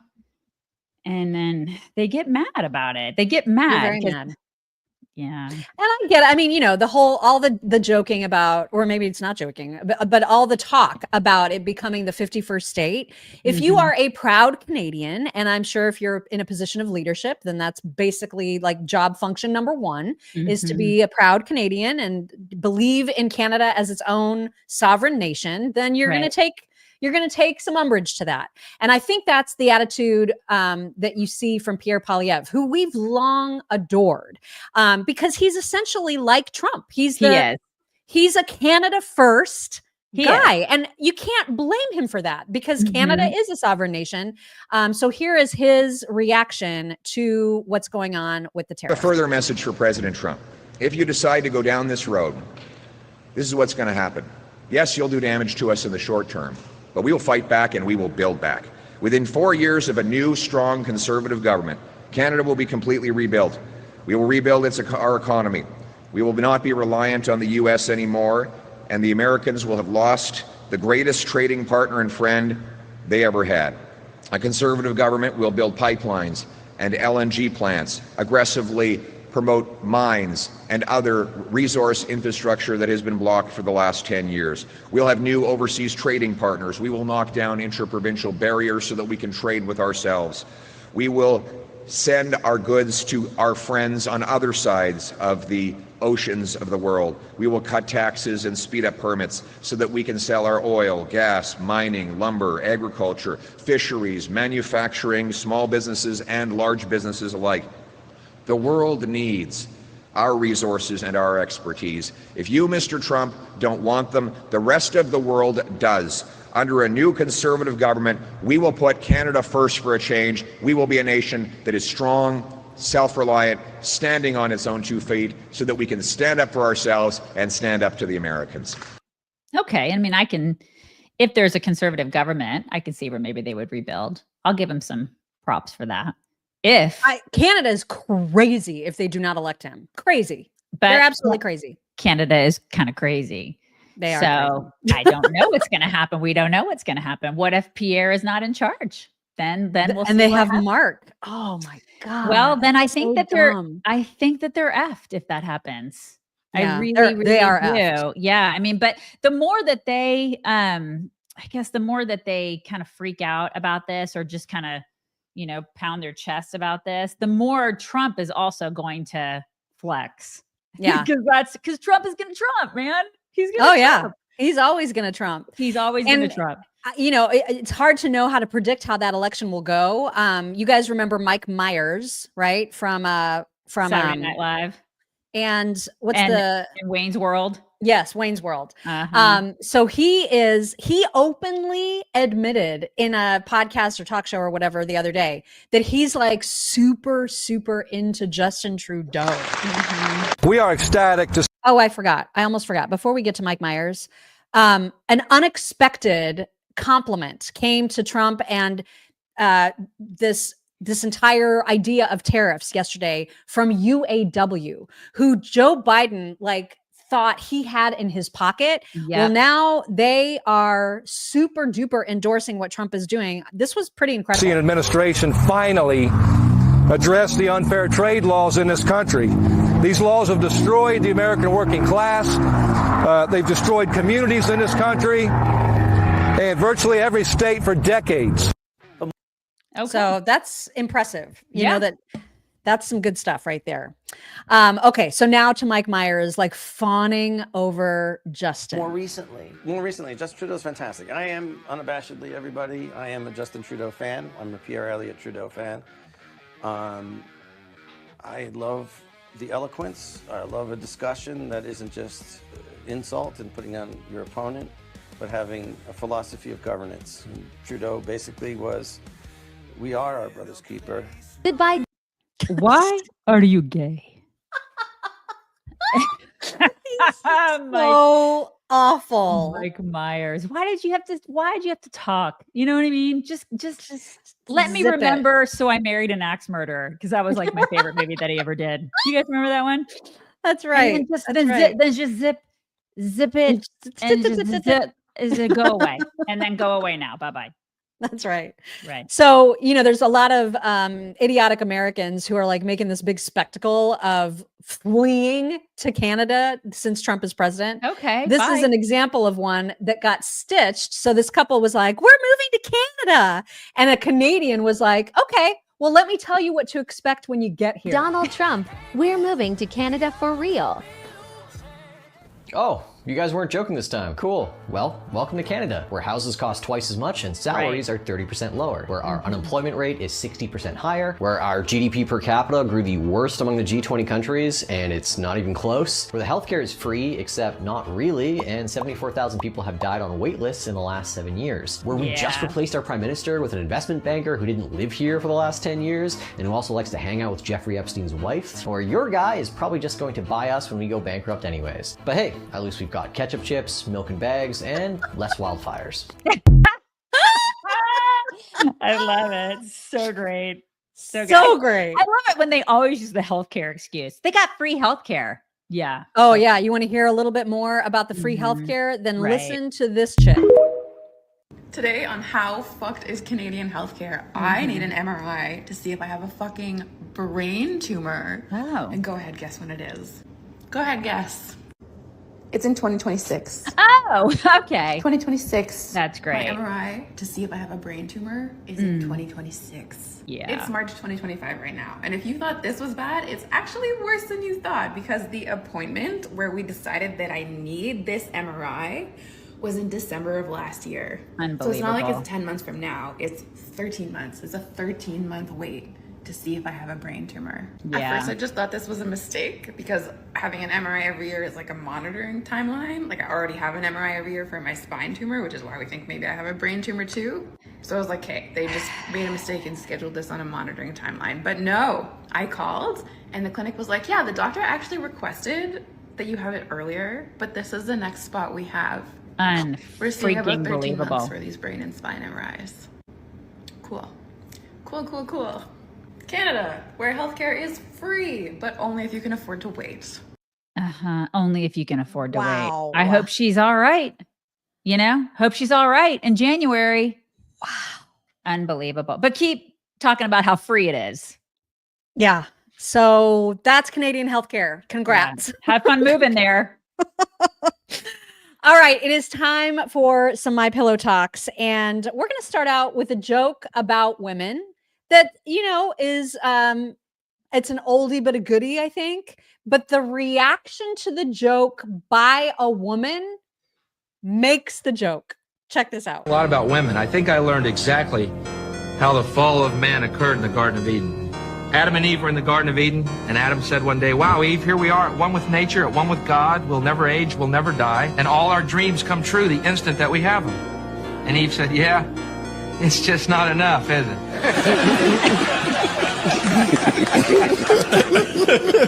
Wow. That's not funny. I was just waiting for more. Well, that was my kind of God. Oh my God. That's kind of what he was saying. I mean, OMG. That was the whole point, lady. I just thought there would be more. I thought there would be more. Oh my God. That was, and I don't know if she even ever caught on to how much they were making fun of her. No. What have you done for me lately? They were making fun. The guy that is always making fun of white women for their insistence on petting everything. I know this is personal. Okay. I know he's directing this at me. I feel attacked. I do. Yesterday, we played a clip of him with the woman that was watering a moose, right? Yes. You remember? Yeah. So today, here's what we have today. What? Oh my God. That was I keep telling y'all, white women on another level. She's sitting in Walmart parking lot with a 3,000-pound moose 2 inches away from her face. I'm like, baby, are you okay? Are you hungry, sweetie? I can go in Walmart and get you something to eat. I can go through self-checkout and make it a lot faster. I love this guy. I love you, baby. This is, you guys, Mock will send me pictures. I kid you not. She will send me pictures during the day of the 2 gators that live in her backyard. Oh, you want me to show them? Oh, sure. Go ahead. By all means, show them, Mock, because in like 2 days, she's going to be out there petting them, like trying to ride them. This is her welcome committee, you guys. This is who's going to be welcoming her to my bringing my Glock. I'm bringing it. I don't care how I have to bring it on the plane. I'm bringing it. Like, I don't think you understand how much I hate gators. I hate them. Listen. And she's like, look, they're sunning themselves. That's what they're doing. And honestly, I'm telling you, it is a lot better to see them than to not. Okay? Because at least when you see them, you know where they are. You guys, they eat toddlers. I don't like gators. They don't as a rule. Oh my. She's going to, seriously, I give her 6 months and she'll be out there with them. She'll be like, no, I will not. I have a very, no. I have a very respectful attitude towards those dinosaurs. I do not like them. I do not like gators. I know. I worry about her too. And then I worry about Maisie being out with the gators. Maisie, she doesn't get anywhere near them at all. How do you know they're not going to run up on the yard? You don't have fences out there. I'm afraid they're going to run up. It's a pretty big yard. We would see them coming from a long time away. Steve, the only gator I'm getting is a purse that's made of gator and some boots that's made of gator. Yeah, that's it. I have not. Somebody said that I probably named them. I did not. But one of the daughters of the people in this neighborhood said at least one of them should be named Snappy Gilmore, and I love that name. Snappy Gilmore. That's actually pretty funny. God, I don't like them. Don't like. Okay, we need to talk about how girls have this new habit of filming themselves working out in gyms. Yeah, stop it. Stop it. Just stop. There's no reason for this. There are mirrors. You don't have to record it. Okay. No. And nobody wants to see you working out. I'm so sick of everybody taping their workouts. We don't care what you're doing. We don't care about your chest presses. Nobody cares. So this is what happened. This is what I hope happens in every gym henceforth and forthwith. Get my butt.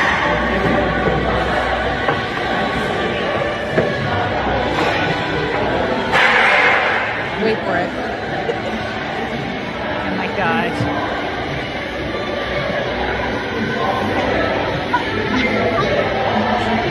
Yes. I love him. Yes. The best. God, this is the greatest. The greatest thing ever. It would have been even better.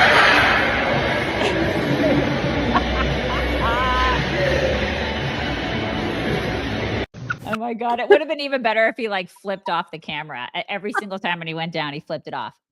Just flipped it off. That's the greatest thing ever. Oh my God. Just stop. I love that. Yeah. Yeah, it's so dumb. I mean, unless you're a person who is trying to demonstrate how to do an exercise. But I mean, even then, there are too many people doing that. There's too many. So many people. It's saturated at this point, you know? Yeah, it is. That's a lot. It's a lot of people for sure doing it. 1 billion people have sent me this montage of otters. And my husband last night, like I don't even know how. Oh, I brought otters up because there's otters in the pond that I do worry about with the gators, because that is definitely a gator snack are the otters. Yes. And so, but they're fast. I know that they're super fast. So hopefully otters are. Okay. Yeah, otters. Remember we swam with them and they're like we did, but gators are really fast too. I mean, in a speed contest, I think otters would win. Really? Yeah. I don't even want to see a contest between the two. I don't want them in the same place. I just don't. Anyways. I know. Yeah. We did swim with otters. Anyway, guys. We did. We swam with otters. It was amazing. And my husband forgot that we did that. Like he completely he was like, did you know that there's a place outside of Waco where you can swim with otters? And I was like, yeah, it's 15 minutes from my house. Do you not remember that we did that? And we saw giraffes. We had charcuterie with giraffes, you guys. It was amazing. Oh my God, it was such a great. So I busted out the pictures at dinner and I was like, look, remember? And then he remembered, but I was like, you're catching my menopause. That's what's happening right now. That's happening. But anyway, so a bunch of people sent me this precious, precious montage of otters doing precious, precious things. So cute. Please enjoy. Oh my God, the tail. They are precious. They're very sweet and fuzzy. Their face happy. Oh my god! I would give that thing anything. Right. Anything you want. Oh my gosh! Look like I'm sorry. I mean, are they not the Precious. cutest? They really are. They're precious. God, they're so precious. Mhm. And bunnies are also precious, but I did not know what a menace they can be. Bunnies have a streak, you guys, and you are about to witness it. Sorry, you're mad, but you can't just jump out here. Get down. They're mean. He's like, I don't want to. He wants out of that cage. Like, stop putting this in my face. Is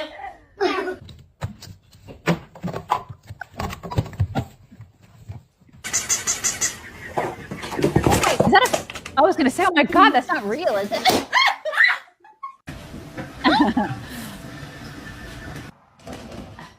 Bunnies. I mean, they're terrors, man. Yeah, they are. They're pretty crazy.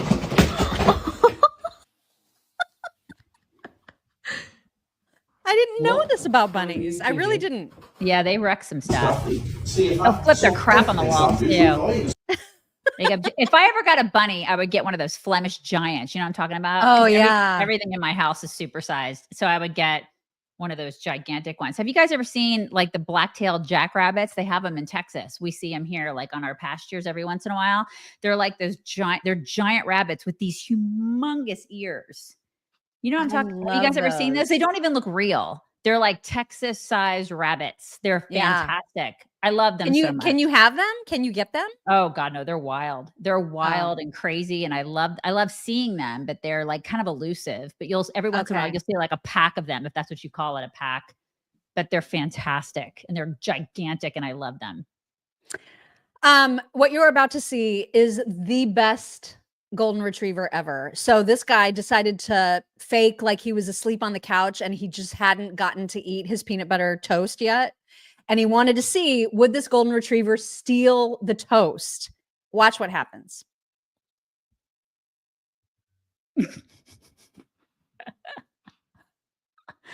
This is what I think Mock should get, is a golden retriever. They are so cute. Yeah, I think that should be your next dog.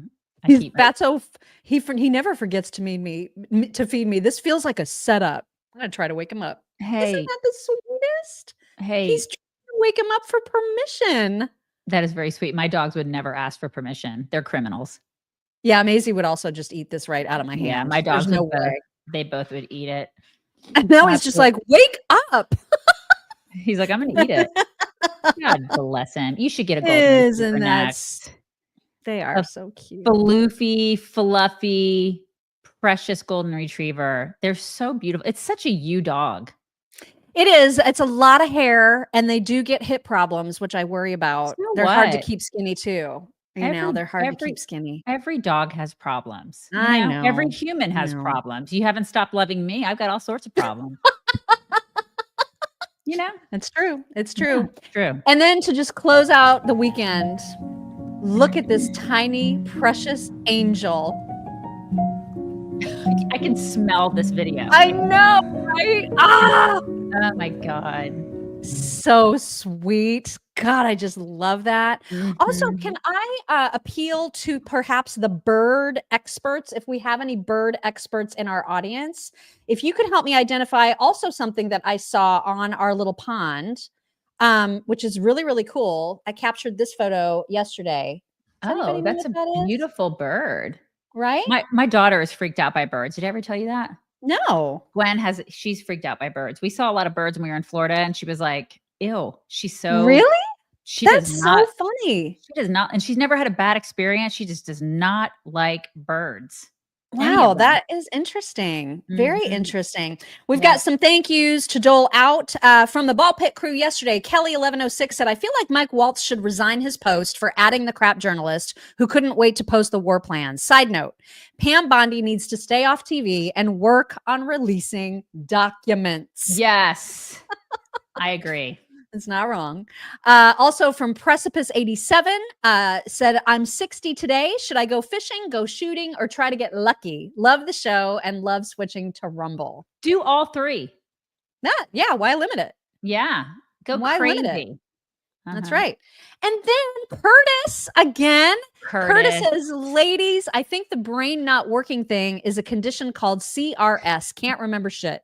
I suffer from it too. I wonder if there is a support We group. are the support group. It's all That's right. here in our community. We are. it.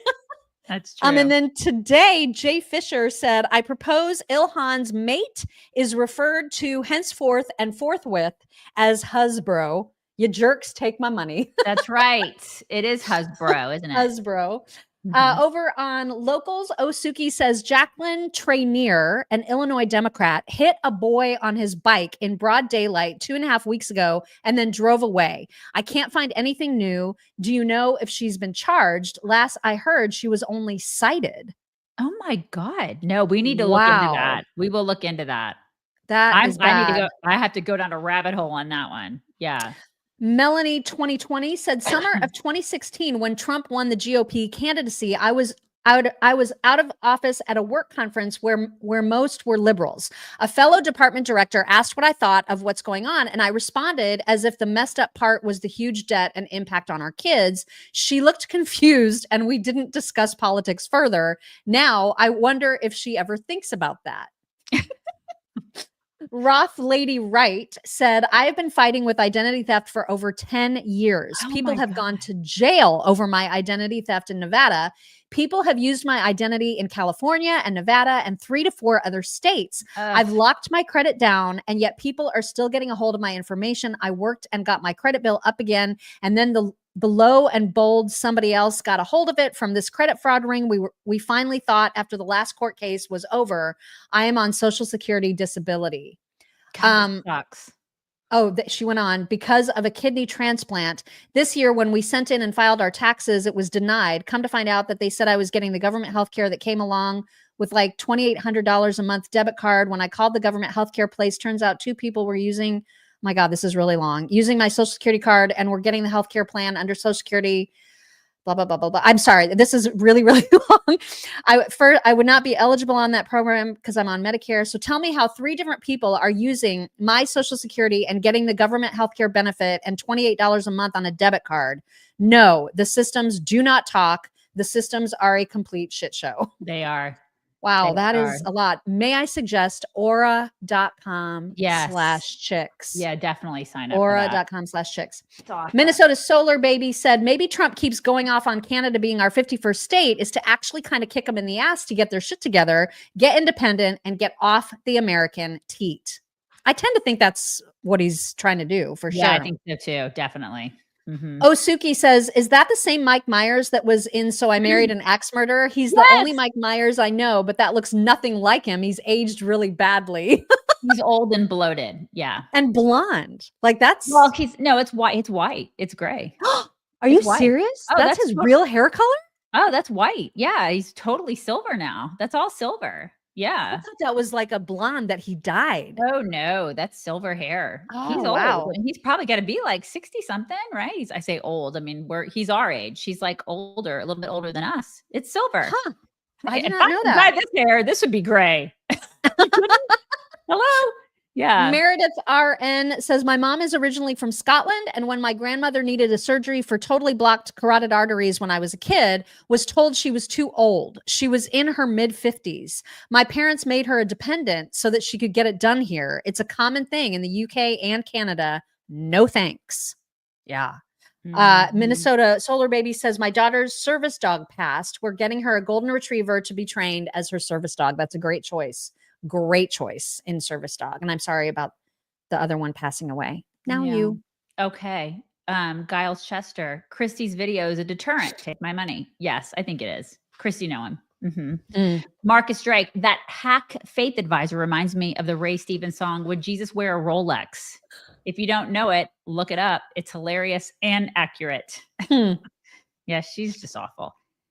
Mike Fortner just started watching you guys and subscribed. You guys are great. Thank you, Mike. Thank you. So Please tell your friends. Yeah, very glad to have you. Giles Chester, I'd like you ladies to age disgracefully. Take my money. We're doing that. We're totally doing it. That. Oh, yeah. Michelle Boyd, my wrinkles are my testimony that I'm still alive, as I have lost many of my family. Love you, ladies. See? Yeah, You know what it's exactly. about. We're on the right side of the dirt. You got to embrace it. Shelley Ethington, celebrating 51 years of marriage today. I love the life we've created.